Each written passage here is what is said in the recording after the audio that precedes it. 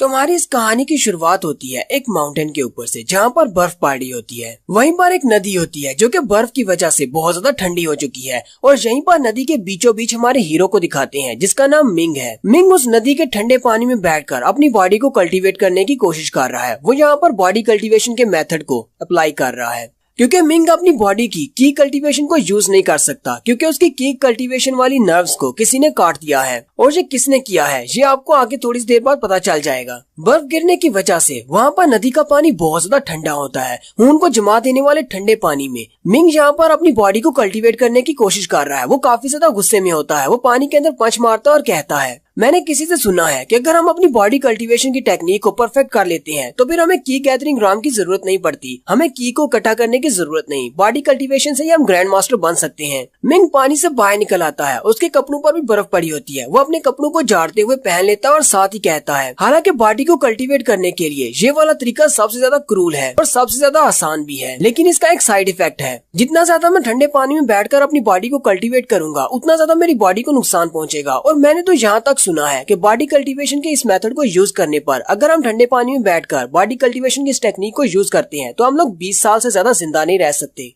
इस बात से मिंग थोड़ा सा उदास हो जाता है, लेकिन फिर वो आसमान की तरफ देखता है और कहता है, कोई बात नहीं, मेरे लिए 20 साल की उम्र काफी है। मुझे बस अपने पेरेंट्स की मौत का बदला लेना है। एक बार मैं अपनी मॉम डैड की मौत का बदला ले लूं, फिर इस बात से कोई फर्क नहीं पड़ेगा कि मैं 20 साल तक जिंदा रहता हूं या नहीं। मिंग उस ठंडे पानी से निकलकर वापस अपने गांव की तरफ चल आता है, लेकिन जैसे वो गली में से गुजर रहा होता है सारे देखने वाले उसके ऊपर हंस रहे होते हैं और हंसते हुए कहते हैं, जरा देखो तो सही, ये रहा जीनियस मिंग। लगता है ये फिर से माउंटेन के ऊपर ठंडे पानी में बैठा अपनी बॉडी को कल्टीवेट कर रहा होगा। पता नहीं इस लड़के को समझ क्यों नहीं आती। ये एक लूजर है और लूजर को लूजर ही रहना चाहिए। चुपचाप बस बैठो, खाना खाओ और सो जाओ। तुम्हें ये सारी हार्ड ट्रेनिंग करने की क्या जरूरत है। मिंग उन सभी की बातों को इग्नोर कर देता है और आगे चला जाता है, और साथ ही वो हमें बताता है कि वो कौन है और आए ये सारे लोग उसके बारे में इस तरह क्यों बातें कर रहे हैं। मिंग कहता है, मेरा नाम मिंग जी है और मैं जी क्लैन में पैदा हुआ। मेरा जी क्लैन इस पूरे एरिया का सबसे बड़ा क्लैन है। शुरुआत में मेरी जिंदगी बहुत ज्यादा अच्छी थी जब मेरे पेरेंट्स जिंदा थे, लेकिन जब मैं 10 साल की उम्र का हुआ तब मेरे पेरेंट्स ने मैपल लीफ सिटी के किसी एक बड़े आदमी से पंगा ले लिया, जिसकी वजह से उस बंदे ने मेरे दोनों पेरेंट्स को, मेरे मॉम और डैड को मार डाला। उन दोनों के मरने के बाद मैंने ये फैसला किया कि मुझे अपनी कल्टीवेशन को बहुत ज्यादा बढ़ाना है। मैंने बहुत ही मेहनत की, बहुत ज्यादा हार्ड वर्क किया ताकि मैं अपनी कल्टीवेशन को बढ़ा सकूं, ताकि उनकी मौत का बदला ले सकूं। मिंग कहता है, उस वक्त जब मैंने कल्टीवेशन को स्टार्ट किया था तब मेरी कल्टीवेशन काफी ज्यादा हाई हो चुकी थी और मैं वाकई में एक जीनियस था। सभी लोग मुझे जीनियस मिंग कहते थे। आज से तकरीबन 6 महीने पहले तक इस पूरे गांव में, हालांकि मेरे अपने जी क्लैन में भी ऐसा कोई भी वॉरियर नहीं था जो कि मेरे लेवल का हो, यानी मेरी कल्टीवेशन उन सबसे ज्यादा हाई थी, मेरे बाकी के कजन से भी ज्यादा हाई। इसी वजह से तो सारे लोग मुझे जीनियस मिंग कहते थे। मिंग के 2 कजन है, एक का नाम जेन जिंग है और दूसरे का नाम जेन जियांग है। जेन जिंग बड़ा है। जेन जियांग जेन जिंग से कहता है, अगर इसी तरह चलता रहा तो मुझे लगता है कि सिर्फ एक ही महीने में मिंग तुमसे आगे निकल जाएगा। उसकी कल्टीवेशन तुमसे बहुत ज्यादा हाई होती जा रही है। अगर तुमने आज इसको यहाँ पर नहीं रोका तो कल को ये तुम्हारे लिए बहुत बड़ा मसला बन जाएगा। जेन जिंग आगे से हंसना शुरू कर देता है और कहता है, तुम्हें क्या लगता है कि ये मेरे लिए मसला बन सकता है। और साथ ही नेक्स्ट सीन में दिखाते हैं मिंग बाहर दरख्त के नीचे आराम से लेटा होता है और इसी बारे में सोच रहा होता है कि मैं अपनी मॉम डैड की मौत का बदला कैसे लूंगा। मेरी कल्टीवेशन बहुत ज्यादा वीक है, मैं अभी इतना ज्यादा स्ट्रॉन्ग नहीं हुआ, पता नहीं कब मैं इतना स्ट्रॉन्ग हूँगा। वहीं पर लेटे लेटे घास के दरमियान उसकी नजर एक फूल पर पड़ती है। वो एक स्पेशल फूल होता है। उस फूल का नाम रेड ड्रैगन ग्रास होता है। मिंग जल्दी से भागता हुआ उसके पास आ जाता है और उसे जमीन से उखाड़ लेता है और कहता है, ये वाला पौधा तो बहुत ज्यादा अच्छा है। मिंग उसे लेकर बहुत ज्यादा खुश हो जाता है और कहता है, अगर मैं इसे सन पाउडर के साथ यूज करता हूँ तो मेरी पावर बहुत ज्यादा बढ़ जाएगी। मिंग काफी ज्यादा खुश होता है और उस फूल को अपने हाथ में पकड़कर वापस अपने घर की तरफ चल पड़ता है और कहता है, चलो वापस चलकर इससे मेडिसिन बनाता हूँ। लेकिन वो वहीं पर रुक जाता है क्योंकि उसके सामने जाओ जिंग होता है। जाओ जिंग अपने कुछ लोगों के साथ वहाँ पर आया होता है। जाओ जिंग उसे कहता है, तुम यहाँ पर क्या कर रहे हो और तुम इतनी जल्दी में कहाँ पर जा रहे हो। तुम्हारा बड़ा भाई यहाँ पर तुमसे मिलने के लिए आया है और तुम यहाँ से भाग रहे हो। मिंग जल्दी से अपने रेड ड्रैगन फूल को पीछे की तरफ छुपा लेता है और उसे कहता है, ब्रदर जी जिंग, तुम यहाँ पर क्या करने के लिए आए हो। जेन जिन उसे कहता है, मैंने सुना है कि आजकल इस पूरे गांव में सिर्फ तुम्हारे ही चर्चे हैं। बहुत सारे लोग ये भी बातें कर रहे हैं कि सिर्फ 6 महीने के टाइम में तुम मुझे रिप्लेस कर दोगे, तुम तो मुझसे भी बड़े वॉरियर बन जाओगे क्योंकि तुम्हारी कल्टीवेशन दिन ब दिन हाई होती जा रही है। तो अब तो तुम ये भी कहोगे कि मुझे तुम्हारे रास्ते में नहीं आना चाहिए क्योंकि फ्यूचर में तुम एक बहुत बड़े स्टार बनने वाले हो। मिंग उसे कहता है, बड़े भाई ऐसी कोई बात नहीं है, मैं तुम्हारे साथ कभी भी कम्पीट नहीं करना चाहता, मैं तो बस अपनी स्ट्रेंथ को बढ़ा रहा हूँ ताकि अपने मॉम डैड की मौत का बदला ले सकूं। जेंग जिन उठकर खड़ा हो जाता है और कहता है, चलो फिर ठीक है, मैं तुम्हारी हेल्प कर देता हूँ ताकि फ्यूचर में तुम कभी भी मुझसे कम्पीट न कर पाओ। पाओ। मिंग उसकी बात सुनकर बहुत ज्यादा हैरान हो जाता है और कहता है ये तुम क्या करने वाले हो। और साथ ही ज़ेंग जिन अपने लोगों से कहता है जल्दी से आगे बढ़ो और इस लड़के को इतना मारो कि इसकी सारी नर्व्स को काट दो ताकि ये फ्यूचर में कभी भी अपनी बॉडी को कल्टीवेट न कर सके। और फिर वो सारे लोग आगे बढ़ते हैं और यहीं पर दिखाते हैं कि उसके ऊपर कोई अटैक करता है जिसकी वजह से मिंग की सारी मेरिडियंस कट जाती हैं। अब मिंग फ्यूचर में कभी भी अपनी बॉडी में की को कल्टीवेट नहीं कर पाएगा। और यहीं पर हमारी स्टोरी फिर से प्रेजेंट में आ जाती है। मिंग कहता है ज़ेंग जी तुम बहुत ज्यादा बुरे हो, तुमने मेरी मेरिडियंस को काट दिया ताकि मैं कभी भी की को कल्टीवेट न कर सकूं और साथ ही तुमने मेरे रेड ड्रैगन फ्लावर को भी चोरी कर लिया। सिर्फ तुम्हारी वजह से अब मुझे इस तरह के बॉडी कल्टीवेशन मेथड्स को यूज करना पड़ रहा है ताकि मैं अपनी स्ट्रेंथ को बढ़ा सकूं। मिंग काफी ज्यादा गुस्सा हो जाता है और कहता है ज़ेंग जिन मैं इस बात को कभी भी नहीं भूलूंगा, मैं तुमसे भी इस बात का बदला लूंगा। नेक्स्ट सीन जी मैंशन का दिखाया जाता है। जी मैंशन तो काफी ज्यादा बड़ा होता है लेकिन हमारा हीरो मिंग जी मैंशन में नहीं रहता। जी मैंशन के साथ में एक छोटा सा कॉटेज होता है, वहाँ पर हमारा हीरो रहता है और यहीं पर इसके सेकंड कजन की एंट्री होती है जो कि एक नौकर के साथ आता है और ये नौकर ज़ेंग जिन का है। वो नौकर आते ही दरवाजे के ऊपर किक मारता है और दरवाजा खोल देता है और वो दोनों अंदर आ जाते हैं जबकि मिंग भी घर के अंदर ही बैठा होता है। उन दोनों को यहाँ पर देखकर काफी ज्यादा हैरान हो जाता है। ज़ेंग जियांग उसे कहता है हेलो मेरे लिटिल ब्रदर, या फिर मैं तुम्हें जीनियस मिंग कहूँ। तुम्हारी बॉडी और तुम्हारे कपड़ों को देखकर तो लगता है जैसे तुम फिर से उस ठंडे पानी में बैठकर अपनी बॉडी को कल्टीवेट कर रहे थे। तुम्हारे लिए तो मुझे बहुत ही बुरा लगता है। जियांग हंसते हुए उससे कहता है तुम्हें अपने बारे में पता होना चाहिए, तुम्हें ये सब कुछ पता होना चाहिए कि कचरा हमेशा कचरा ही रहता है, कभी भी वो टॉप पर नहीं आ सकता। जैसे एक जूता जो कि हमेशा पाँव में रहता है उसे कभी सर पे नहीं रखा जाता। जियांग के साथ उसका जो नौकर होता है वो भी काफी बड़ा कमीना होता है। उसने अपने हाथ में एक बाउल पकड़ा होता है जिसके अंदर एक मछली रखी होती है और वो बहुत ही बासी और सड़ी सी मछली होती है। यानी कि वो लोग अपना खाना खाने के बाद जो भी बचा हुआ खाना होता है वो सारा उस बाउल के अंदर रखकर उसके पास ले आते हैं। जियांग उसे कहता है तुम्हारे खाने का वक्त हो गया, कचरे के लिए कचरा लेकर आए हैं, जल्दी से खा लो। नौकर उसे कहता है चलो जल्दी से खा लो, मुझे बाद में बर्तन भी धोने हैं। उस नौकर का नाम सैनर हु होता है। मिंग उसे कहता है सैनर क्या ये तुम्हारा आइडिया था कि मुझे बचे कुचे खाने और इस तरह के बासी खाने देने का? सैनर उसे कहता है तो क्या अगर मेरा आइडिया था तो क्या तुम मुझे मारोगे? मिंग आगे बढ़ता है और उस बाउल को उठा लेता है और साथ ही उसके मुंह पर दे पटक मारता है क्योंकि उस बाउल के अंदर मछली रखी हुई थी। मछली के बहुत सारे कांटे उस बेचारे के चेहरे में धंस जाते हैं और वो चिल्लाना शुरू कर देता है। इस बात से सैनर काफी ज्यादा गुस्से में होता है और वो अपनी पाम टेक्निक को यूज करते हुए मिंग पर अटैक करने लगता है, लेकिन मिंग जल्दी से साइड पर हो जाता है और साथ ही अपना घुटना उसके अंडों पर मारता है जिससे उसके अंडे फूट जाते हैं। मिंग गुस्से के साथ उससे कहता है दोबारा अगर कभी तुम इस तरह का बचा कुचा खाना मेरे लिए लेकर आए तो फिर मैं तुम्हें नहीं छोड़ूंगा, इस बात में तुम्हें छोड़ देता हूँ। जियांग चिल्लाते हुए मिंग से कहता है तुम्हारी हिम्मत कैसे हुई कि मेरे सामने हमारे नौकर पर तुमने अटैक किया?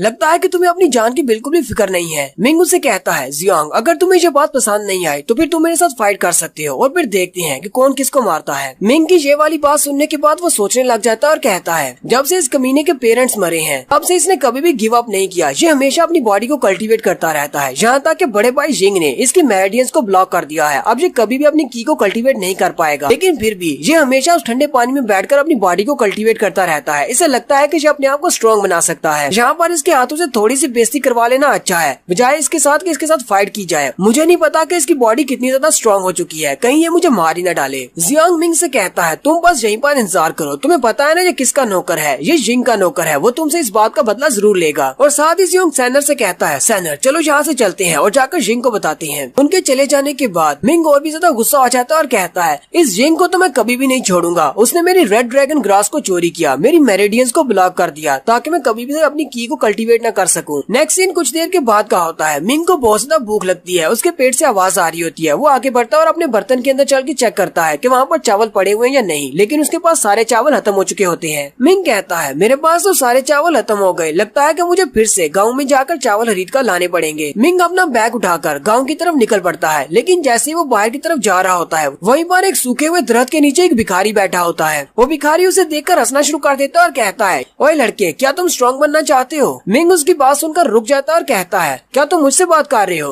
वो भिखारी उसे कहता है हाँ मैं तुम्ही से बात कर रहा हूँ, यहाँ पर तुम्हारे अलावा और कौन है? मुझे तुम्हारी बॉडी से बहुत ज्यादा नफरत महसूस हो रही है, जैसे कि तुम किसी से बदला लेना चाहती हो। मैं तुम्हें इतना ज्यादा स्ट्रॉन्ग बना सकता हूँ कि तुम किसी से बदला ले सकते हो। मिंग उसकी बात सुनने के बाद हंसना शुरू कर देता है और कहता है अगर तुम वाकई में ऐसा कर सकते हो तो तुम यहाँ पर भीख क्यों मांग रहे हो? जाओ जाकर अपने लिए कुछ कर लो। और भिखारी आगे से हंसना शुरू कर देता है और कहता है बच्चे तुझे समझ नहीं आ रही, ये मेरी हॉबी है, मुझे भीख मांगने का शौक है, लेकिन तुम्हारे तुम्हारे जैसे नौजवान लड़के जिसके मेरिडियंस को किसी ने काट दिया हुआ है, जो कि अपनी की को गैदर नहीं कर सकता, वो आज न कल मेरी तरह भीख ही मांगेगा। मिंग भी उसकी बात सुनकर काफी ज्यादा हैरान हो जाता है और कहता है, इसे मेरे बारे में कैसे पता है कि मेरी मेरिडियंस को कट कर दिया गया है? कहीं ये मांगने वाला वाकई में कोई महान मास्टर तो नहीं है जो कि यहाँ पर भिखारी के रूप में आया है। वो भिखारी मिंग से कहता है, आज रात जब चांद आसमान पर चमकेगा, सबसे ऊंची वाली पहाड़ी के ऊपर आ जाना, मैं तुम्हें वहीं पर मिलूंगा और साथ ही मैं तुम्हें बताऊंगा कि तुम्हारी किस्मत में क्या लिखा हुआ है। नेक्स्ट सीन रात के वक्त का होता है। रात के वक्त आसमान पर चांद निकल आता है। मिंग अपने ही कॉटेज में लेटा होता है और वो सोच रहा होता है, अब मैं क्या करूँ? क्या मुझे उस भिखारी पर यकीन करना चाहिए? वैसे भी मेरे पास खोने को कुछ भी नहीं है। अगर मैं उसकी बात मानकर वहाँ पर चला जाता हूँ तो क्या होगा? चलो देखते हैं। मिंग अपने कॉटेज से बाहर चला जाता है। वो पहाड़ी की तरफ जा रहा होता है तो रास्ते में से वो भिखारी मिलता है। वो कहता है, तो तुम आ गए, चलो मेरे साथ आओ। भिखारी आगे आगे चलना शुरू कर देता है। वो दोनों जंगल के रास्ते से पहाड़ों की तरफ जा रहे होते हैं। मिंग उसे कहता है, हम लोग कहाँ पर जा रहे हैं? यहाँ पर तो बहुत ज्यादा ठंड है, तुम मुझे कहाँ पर लेकर जा रहे हो? भिखारी उसे कहता है, अपनी बकवास बंद करो, कितनी देर से बातें कर रहे हो, चलो चुपचाप मेरे साथ आओ। फिर वो दोनों चलते चलते एक पहाड़ी के पास पहुँचते हैं और उसके टॉप के ऊपर चले जाते हैं। भिखारी उसे कहता है, चलो जल्दी से यहाँ पर बैठ जाओ। मिंग वहाँ पर जाकर बैठ जाता है। भिखारी उसे कहता है, मुझे पता चला है कि तुम्हारी मेरिडियंस को कट करने से पहले तुम्हारी बॉडी में बहुत ज्यादा कल्टीवेशन थी। मिंग उसे कहता है, अच्छा ठीक है, तुमने कहा था कि तुम मेरी किस्मत का हाल भी बताने वाले हो, चलो मुझे जल्दी से बताओ कि मेरी किस्मत में क्या लिखा है। भिखारी आगे से हंसना शुरू कर देता है और कहता है, तुम्हारी किस्मत में बहुत कुछ लिखा हुआ है। तुम्हारी किस्मत में लिखा है कि तुम्हारी ये वाली जो बॉडी है ये इस पूरी दुनिया पर राज करेगी। और साथ ही वो अपने हाथों पर अपनी की पावर को रिलीज करते हुए उसके माथे की तरफ अपने हाथों को करता है और उसके ऊपर एक स्पेल कास्ट कर देता है। जैसे वो मिंग के ऊपर एक स्पेल कास्ट करता है, मिंग की बॉडी वहीं पर हैंग हो जाती है, यानी कि वो अपनी बॉडी को मूव नहीं कर पाता। मिंग भी काफी ज्यादा घबरा जाता है और कहता है, ये तुम क्या कर रहे हो? मैं अपनी बॉडी को मूव नहीं कर पा रहा। वो बूढ़ा भिखारी आगे से और भी ज्यादा हंसना शुरू कर देता है। असल में ये बूढ़ा भिखारी एक बहुत बड़ा फ्रॉडिया है। भिखारी हंसते हुए मिंग से कहता है, अब जबकि तुम्हारी बॉडी मेरी होने वाली है तो चलो फिर ठीक है, मैं तुम्हें अपने बारे में बता देता हूँ, इस बात से कौन सा फर्क पड़ने वाला है, वैसे भी तुम यहाँ पर मरने वाले हो। भिखारी उसे कहता है, पहले मैं एक जनरल हुआ करता था रोजफिंच कंट्री का, लेकिन बहुत सारे बुरे लोगों के चलते उन सब लोगों ने मेरी फैमिली को मार डाला, मैं सिर्फ अकेला ही बचा। मैं उन सारे लोगों के हाथों से वहाँ से तो बचकर आ गया। मैं काफी अरसा तक इधर उधर भटकता रहा। फिर एक दिन अचानक मुझे एक स्क्रॉल मिला जिसके अंदर एक एंशिएंट टेक्निक लिखी हुई थी जिससे मैं अपनी बॉडी को रीइंकारनेट कर सकता हूँ, वो भी किसी की बॉडी में भी। मैंने उस टेक्निक को यूज करते हुए हीवनली अर्थ के एक इनर डिसाइपल की बॉडी ले ली और 30 साल तक मैं उसी की बॉडी में रहा। 30 साल के इस अरसा में मैं हीवनली अर्थ मार्शल आर्ट अकेडमी का मैनेजमेंट का हेड बन गया। लेकिन मेरे लिए इतना सब कुछ काफी नहीं था। मैंने हीवनली अर्थ मार्शल आर्ट्स अकेडमी के बहुत सारे राज और बहुत सारी टेक्निक्स को चोरी कर लिया।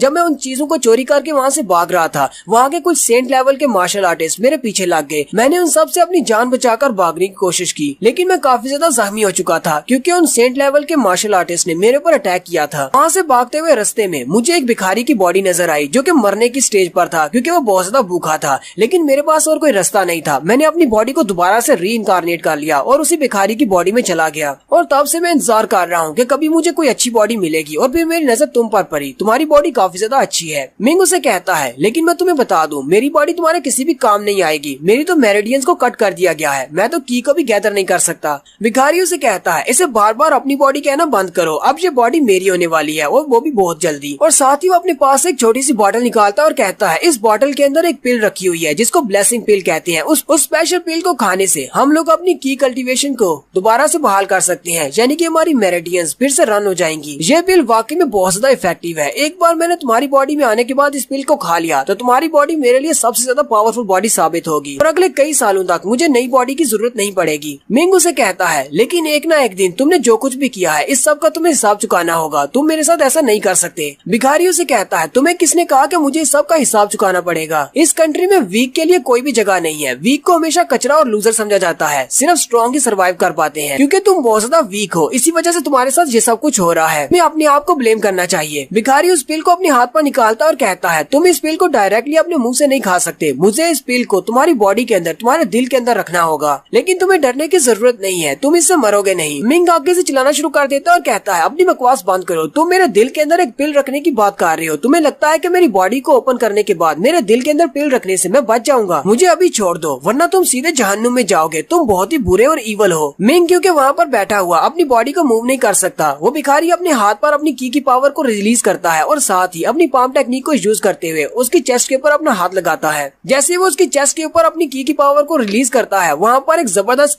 की पावर निकलती है और उसी वक्त मिंग के हार्ट के अंदर दिखाते हैं। वो पिल उसके हार्ट के अंदर चली जाती है। वो स्पेशल पिल जिसका नाम ब्लेसिंग ब्लेसिंग पिल है उसके अंदर बहुत सारे डेवल्स की आत्माएं हैं। वो सारी आत्माएं भी उसकी बॉडी के अंदर चली जाती हैं। भिखारी के उस पिल को उसकी बॉडी के अंदर प्लांट करने के बाद मिंग बेहोश हो जाता है। भिखारी कहता है मेरा पहले वाला स्टेप तो काम कर गया, अब सेकंड स्टेप की बारी है। भिखारी हंसते हुए आगे बढ़ता है और उसके माथे पर उंगली लगाते हुए कहता है चलो फिर करते हैं, और साथ ही भिखारी की बॉडी नीचे गिर जाती है, यानी कि भिखारी की सोल जो होती है वो मिंग की बॉडी के अंदर चली जाती है। और थोड़ी देर के बाद मिंग अपनी आंखें खोलता है। मिंग कहो या फिर भिखारी कहो, वो अपनी आंखें खोलता है। भिखारी अपने हाथ की तरफ देखता है और कहता है ये वाली बॉडी तो उस भिखारी की बॉडी से बहुत ज्यादा अच्छी है। भिखारी आगे बढ़ता है और उस मरे हुए भिखारी की बॉडी से कुछ चीज निकालने लगता है, लेकिन उसी वक्त उसका हाथ रुक जाता है। वो कहता है लगता है कि इस लड़के का रिजॉल्व बहुत ज्यादा पावरफुल है, मैं इसको शॉर्ट टाइम में इसकी सोल को डिस्ट्रॉय नहीं कर पाऊंगा। मुझे लगता है कि इसकी सोल के ऊपर मुकम्मल तौर पर हावी होना काफी ज्यादा मुश्किल हो सकता है। मिंग कहता है मेरे पास बहुत सारा टाइम होने वाला है, सबसे पहले मुझे अपने उस गोल्डन ट्रेजर को अपनी बॉडी के ऊपर लगाना है। वो उस मरे हुए भिखारी की बॉडी से एक गोल्डन क्लोक को निकालता है और कहता है ये वो स्पेशल खजाना है जो मैं चोरी करके लाया हूँ। वो उस क्लोक को अपने हाथ के ऊपर रखता है और साथ ही उस क्लोक के ऊपर अपना ब्लड डालता है ताकि वो उसको अपना मास्टर मान ले, और साथ ही वो भिखारी उस क्लोक को पहन लेता है। उसका नाम डिवाइन गोल्डन क्लोक होता है और वो काफी ज्यादा पावरफुल होता है। भिखारी काफी ज्यादा खुश हो जाता है और कहता है ये तो वाकई में एक डिवाइन वेपन है और ये बहुत ज्यादा पावरफुल है, अब मेरा मुकाबला कोई भी नहीं कर पाएगा। भिखारी कहता है मैंने 30 साल अपने जाया किए हैं सिर्फ इस चीज को चोरी करने के लिए, आज फाइनली मैंने इस चीज को पहन लिया है। लेकिन यहीं पर सब कुछ उल्टा पुल्टा हो जाता है, क्योंकि यहाँ पर किसी तीसरे बंदे की आवाज आती है जो कि एक फेरी होती है जो इस डिवाइन वेपन की गार्डियन है, और वो कह रही होती है कि ब्लड सैक्रिफाइस बिल्कुल परफेक्ट रहा है, हमारे इस डिवाइन क्लोक को उसका नया मास्टर मिल चुका है। भिखारी उसे कहता है आज ये आवाज किसकी है, क्या तुम इस क्लोक की फेरी गाइड हो? लेकिन वो फेरी गाइड कहती है मास्टर मिंग की बॉडी के अंदर एक एक्सटर्नल सोल है, इसे अभी अभी डिस्ट्रॉय करना होगा वरना ये मास्टर मिंग की सोल को डिस्ट्रॉय कर देगी। भिखारी चिल्लाना शुरू कर देता है और कहता है कहीं तुम पागल तो नहीं हो गई, मैंने तुम्हें पहना है तो मास्टर तुम्हारा मैं हूँ, मिंग नहीं। वो फेरी गाइड उसे कहती है लेकिन इस क्लोक के ऊपर जिसने अपना ब्लड डाला है मेरा मास्टर वो है, यानी कि मेरा मास्टर मिंग है, तुम नहीं। भिखारी आगे से चिल्लाना शुरू कर देता है और कहता है मुझे 30 साल लगे हैं इस क्लोक को चोरी करने में, तुम मुझे इस तरह से मार नहीं सकती। और साथ ही मिंग की बॉडी के अंदर से एक जबरदस्त एनर्जी निकलती है। वो फेरी गाइड उस भिखारी की सोल को खत्म कर देती है, डिस्ट्रॉय कर देती है। वो भिखारी जहाँ पर मर जाता है। भिखारी की सोल के डिस्ट्रॉय होने के बाद मिंग वहीं पर बेहोश होकर गिर जाता है। थोड़ी देर के बाद मिंग को होश आती है। मिंग उठकर बैठ जाता है और कहता है इस भिखारी ने तो मेरी बॉडी ले ली थी, लेकिन मैं फिर से अपनी बॉडी के अंदर कैसे हूँ, ये कैसे हो सकता है? मिंग को उसी फेरी गाइड की आवाज आती है। वो उसे कहती है मास्टर। मिंग उसे कहता है कौन है यहाँ पर, कौन मुझे मास्टर कह रहा है? इसी वक्त बिमिंग के सामने एक छोटी सी फेरी आती है और उसे कहती है मास्टर तुम्हें घबराने की जरूरत नहीं है, मैं इस डिवाइन क्लोक की फेरी गाइड हूँ और मेरा नाम बिमिंग है। बिमिंग उसे कहती है जितने भी इस तरह के डिवाइन वेपन्स हैं उन सभी के साथ इस तरह की एक फेरी गाइड होती है जो कि अपने मास्टर के लिए बहुत ही यूजफुल साबित हो सकती है, इसलिए मैं इस डिवाइन क्लोक की फेरी गाइड हूँ। मिंग उससे पूछता है बिमिंग क्या तुम्हें पता है कि वो बुरा आदमी कहाँ पर चला गया जिसने मेरी बॉडी ले ली थी? बिमिंग उसे कहती है उसकी सोल को तो मैंने डिस्ट्रॉय कर दिया, हालांकि उसने इस डिवाइन क्लोक को आपकी बॉडी के साथ अटैच किया था, लेकिन उसे ये नहीं पता था कि इसके अंदर एक स्पिरिट हो सकती है जो कि उसकी बॉडी को भी डिस्ट्रॉय कर सकती है। मिंग अपने उस डिवाइन क्लोक को देखकर काफी ज्यादा खुश होता है और कहता है अब मेरे हाथ में एक ह्यूमनली ट्रेजर लग गया है, क्या मैं इसे वाकई में रख सकता हूँ, क्या मैं इसका मास्टर हूँ? बिमिंग उसे इस गोल्डन क्लोक के बारे में बताती है कि इस गोल्डन क्लोक को हमारे पैट्रियार्च ने बनाया है जिसको स्काई रोमर भी कहते हैं, और वो बहुत ज्यादा पावरफुल है। और इस क्लोक को वक्त की शुरुआत से पहले बनाया गया था जब इंसानों को भी बनाया भी नहीं गया था। जब वो इस क्लोक को बना रहा था तो उसने मार्शल आर्ट्स के डीएटी यानी मार्शल आर्ट्स के गॉड की कोर को इसमें यूज किया था, और इसके अलावा